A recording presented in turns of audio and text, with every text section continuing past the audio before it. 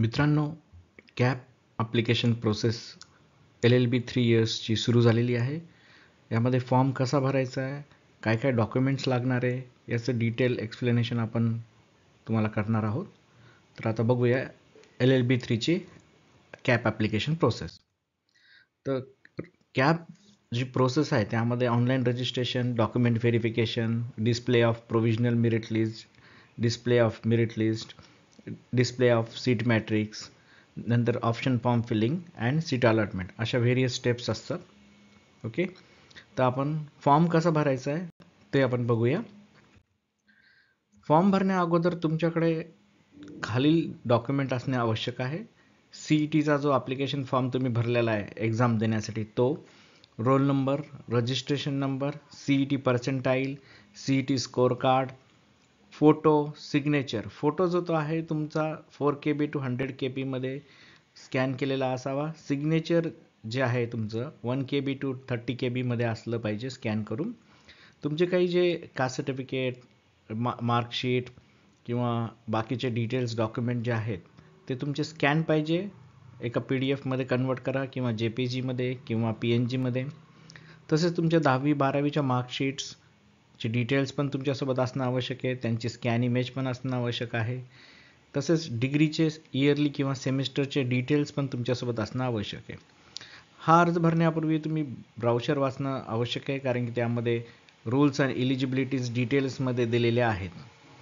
आपण आता अर्ज कसा भरायचा तो बघूया. वेबसाईटवर तुम्हाला न्यू कॅन्डिडेट रजिस्ट्रेशन ही एक लिंक दिसेल. न्यू कॅन्डिडेट रजिस्ट्रेशनवर क्लिक करायचं आहे. त्यानंतर तुम्हाला एक प्रश्न विचारला जाईल, have you appeared for MAH LLB 3 years CET? येसवर टिक करायचं आहे. त्यानंतर तुम्हाला रजिस्ट्रेशन नंबर आणि रोल नंबर जो तुम्ही फॉर्म भरला आहे CETचा त्यामध्ये आहेत ते तुम्हाला भरायचं आहे. नंतर चेक CET डिटेल्सवर क्लिक करायचं आहे. चेक CET डिटेल्सवर क्लिक केल्यानंतर तुम्हाला तुमचं नाव आणि पर्सेंटाईल दिसेल. त्यानंतर तुम्हाला सेव्ह अँड नेक्स्ट बटनवर क्लिक करायचं आहे. सेव्ह अँड नेक्स्ट बटनवर क्लिक केल्यावर तुम्हाला रजिस्ट्रेशन डिटेल्स भरायचे आहेत, ज्यामध्ये full name, gender, date of birth, email ID, mobile number, password आणि कन्फर्म पासवर्ड.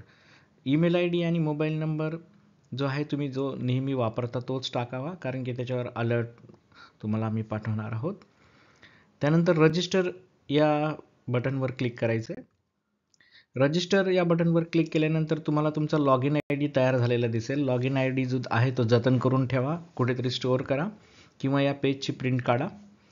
नंतर प्रोसीड टू लॉग इन या बटनवर तुम्हाला क्लिक करायचं आहे. त्यानंतर तुम्हाला जो नवीन लॉग इन ID मिळाला आहे तो आणि जो पासवर्ड तुम्ही सेट केला आहे तो तुम्हाला इथे टाकायचा आहे. लॉग इनवर क्लिक करायचं आहे. त्यानंतर तुम्हाला लेफ्ट साईडला profile, address, कॅन्डिडेचर type, category, social reservation, qualification marks, photo, signature, required document हे वेगळ्या वेगळ्या लिंक्स दिसतील. आता त्या कशा भरायच्या ते आपण बघूया.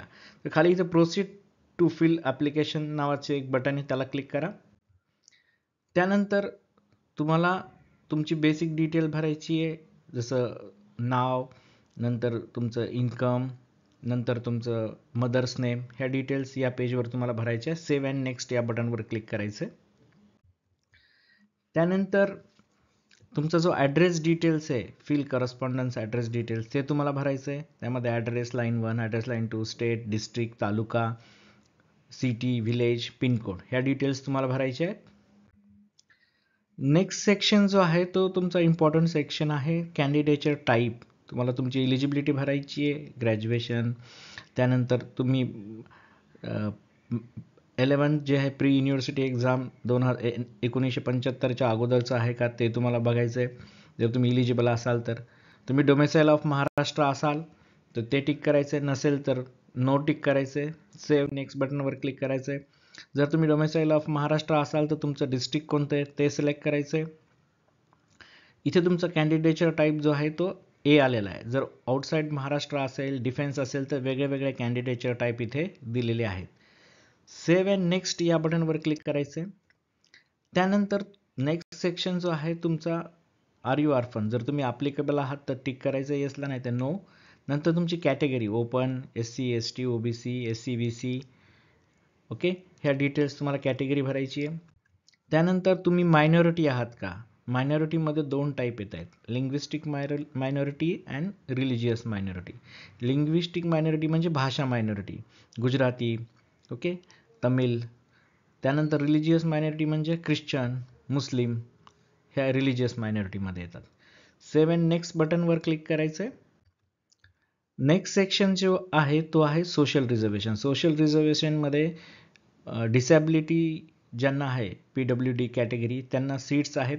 डिफेन्सला पण सीट आहेत, त्यामुळे तुम्ही जर त्या कॅटेगरीमध्ये मोडत असाल तर व्यवस्थित तुम्हाला भरायचं आहे.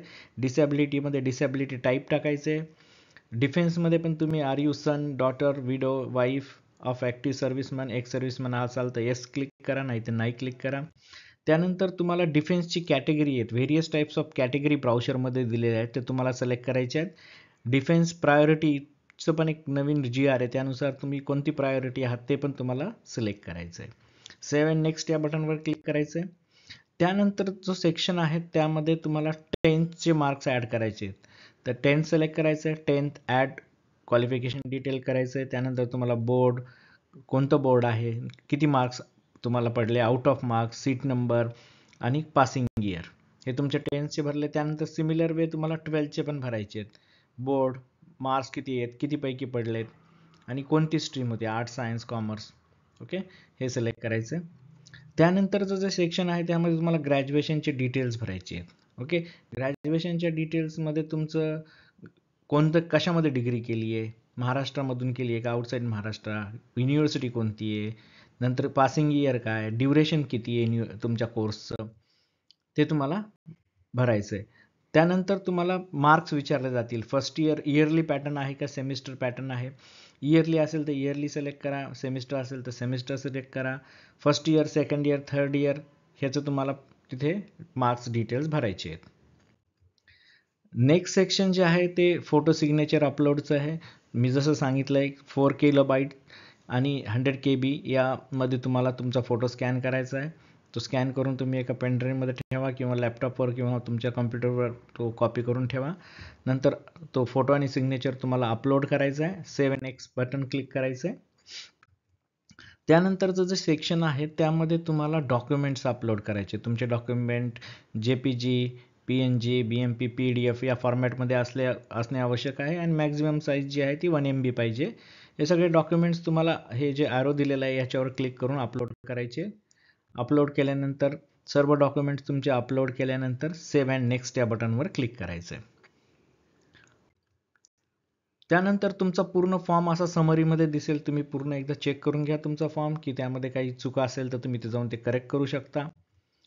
जर तुम्हाला वाटत असेल तुमच्या फॉर्ममध्ये काही चूक नाही आहे तर तुम्ही कन्फर्म ॲप्लिकेशन या बटनवर क्लिक करा.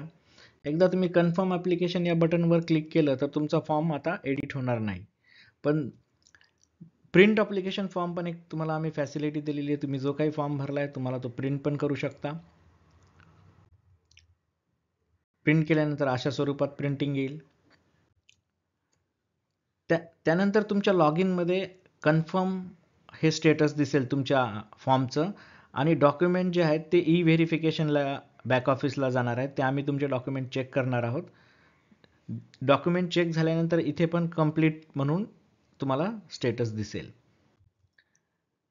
जर तुम्हाला वाटत असेल की तुमचा फॉर्ममध्ये काही चूक झालेली आहे, काही भरताना माहिती चुकीची भरली गेलेली आहे, तर तुम्ही अनलॉक ॲप्लिकेशन फॉर्म पण करू शकता. अनलॉक ॲप्लिकेशन फॉर्म केल्यानंतर तुम्ही एडिट करू शकता, पण परत तुम्हाला फॉर्म लॉक करावा लागेल, कन्फर्म करावं लागेल.